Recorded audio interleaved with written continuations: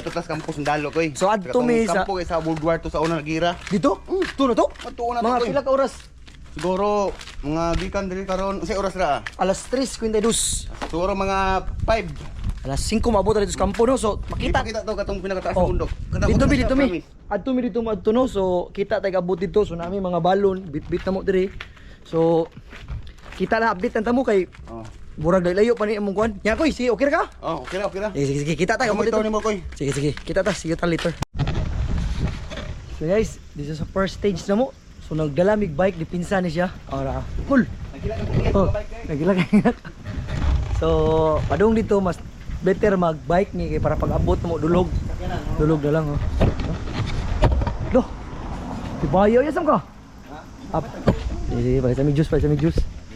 Kita Wala na ikaw na ko 20% daw ko. Discount. Oh. Count. Okay, gede na. Kini tubig. Tubig. Iwa. Okay. Tara. Wala mi to. Ato na. Layo patakol. Mga pila ka oras ni?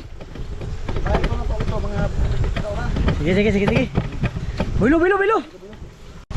Oh. Lo. Aso na kayo guys. Layo pa kayo mi. Amo aling dalan tag-isang kaplin. Kita tagabot dito. So, ang ginawa naming dalawa, nagdala kami ng bike kasi doon paakyat. Grabe yung daanan no, paakyat. So, pagdating namin doon pag uwi, walang problema. Magabihan. Tagalogin mo. Kahit magabihan tayo. Oh. Ilang basta may bike. Ang kalaban lang namin ngayon is yung mga inusisi or baboy ramo. Pero huwag kayong matakot, hindi yan mamaak. Kung Yung alin? mga inusisi pag sa Tagalog. Yung mga tinatawag natin na baboy damo. Oh, baboy damo. Inusisi yan sa Japan, no? Japanese word inusisi. Kalituhan ba? Para hindi tayo magkalibog-libog.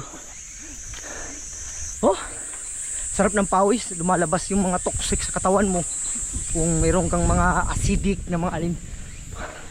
Mga... Oh! Suno! Ano yun?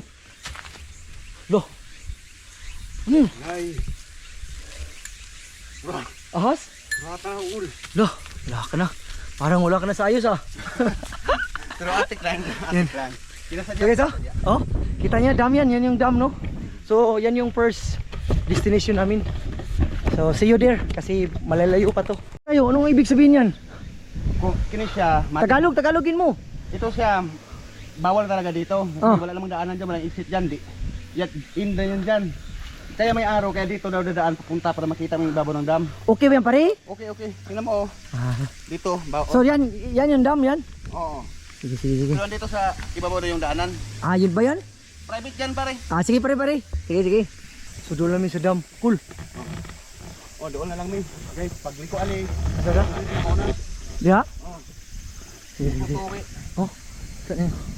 Pakita ang mga ang farm lang sila ang kuan ang farm sa mga sunflower. Diha. Oh. Sugoy eh. Ito kara. So guys, dumating na kami sa aming unang destinasyon no. Oh. So maglalakad kami, papakita ko niyo kung ano ang view dito. Oh, makita kami ng mineral water. Saan tayo maghahanap dito? May libre tubig. Dito. So, ito yung dam.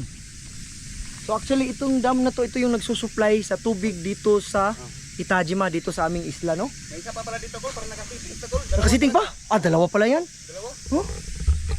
So makita nyo dito ang tubig. So bawal dito maligo no? Bawal kayo maligo dito. So itong tubig na to is dadaan to dito no? Papakita ko sa inyo. Dadaan to dito na parang yan. Nakita nyo yan? Yan yung nagka-convert ng para maging malinis siya. Tapos doon na siya magsusupply doon sa buong isla dito sa Isla Mitaka no? Ay kung pesa na bahalag mo ng GoPro. Walang problema, hindi tayo mag-akyat dyan. Dito lang tayo sa baba para safety ba no? Kita nyo no? Kita nyo? Napakaganda oh. Maganda yung tubig ngayon, medyo malalim. Kasi minsan nag-uulan na ngayon. Dito. So relax muna kami kasi ito pa yung first destination namin. So kita tayo after dun sa kita kami sa bundok. See ya.